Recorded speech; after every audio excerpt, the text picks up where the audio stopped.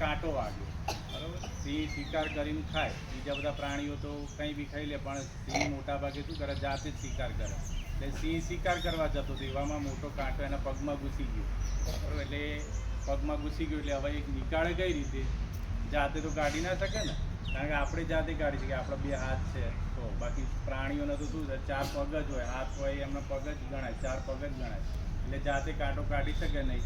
એટલે પછી એને દુખવા માંડ્યું, લંગડાતો ચાલવા માંડ્યું, ચાલતો ચાલતો પછી એ જંગલથી થોડો બહાર આવ્યો એવું આવું ઝાડ હતું, ઝાડના નીચે એક મુસાફર બેઠો હતો, એટલે સીધો મુસાફર જોડી ગયો. એટલે મુસાફર દૂરથી જોઈ ગયો સિંહને આવતા, એટલે ગભરાઈ ગયો કે આ તો મરી ગયા એમ. સિંહ તો શું કરે, વાતો કરે, સિંહ તો સીધું શું કરે, શિકાર જ કરે, ખાઈ જ જાય. એટલે એને એમ કે હવે આ તો મરી ગયા, ખાઈ જ જશે મને.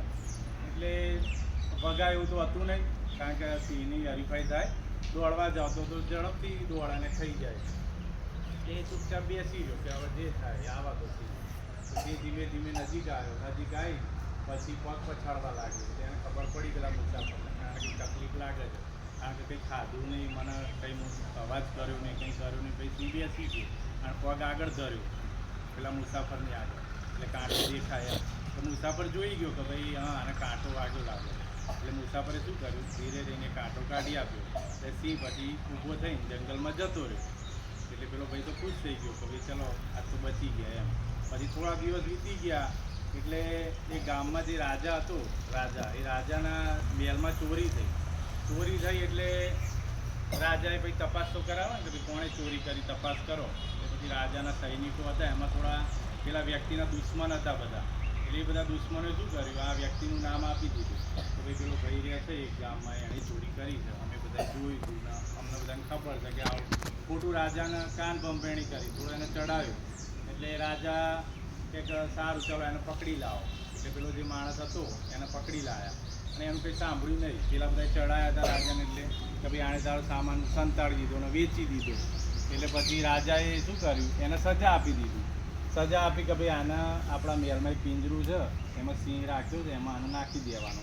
જે મોટા મોટા ગુનેગાર હોય એને એવી સજા આપતા કે મહેલમાં એક પિંજરું હતું, એમાં સિંહ હતો, એમાં નાખી દેવાનો. એટલે સિંહ શું કરે, ખાઈ જાય એને. એટલે પછી એ પિંજરામાં નાખી દીધો એના. પિંજરામાં નાખ્યો એટલે શું હતું, પેલો સિંહ હતો એ કયો હતો, પેલો જે દિવસે કાંટો કાઢી આપ્યો હતો એ સિંહ હતો. એ સિંહ ઓળખી ગયો માણસને અને તરત પૂંછડી પટપટાવા લાગ્યો ને એની આગળ બેસી ગયો. પેલો માણસ બી ઓળખી ગયો, બરાબર. એટલે બે જણા એકબીજાને ઓળખી ગયા. એટલે પેલાને શિકાર કર્યો નહીં. એટલે બધા સૈનિકો જોઈ રહ્યા, જઈને રાજાને વાત કરી, તો આજે તો આવું પહેલી વાર બન્યું, નહીં તો લગભગ સિંહ તો ભૂખ્યો જ હોય એને તરત ખાઈ જાય, પણ આજે તો કલાક થયો પણ આ ખાતો છે ને, એને જોડે જ બેસી રહે, પૂંછડી પટપટાવે. પછી રાજા જોવા આવ્યો.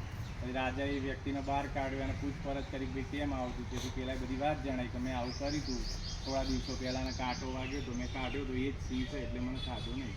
પછી રાજાએ બધી હકીકત જાણી, ખરેખર માણે ચોરી કરી નથી. પછી એને શું કર્યો, મુક્ત કરી દીધો. અને જે પેલા દુશ્મનો હતા ખોટા, એમને પકડીને એમને જેલમાં પૂર્યા.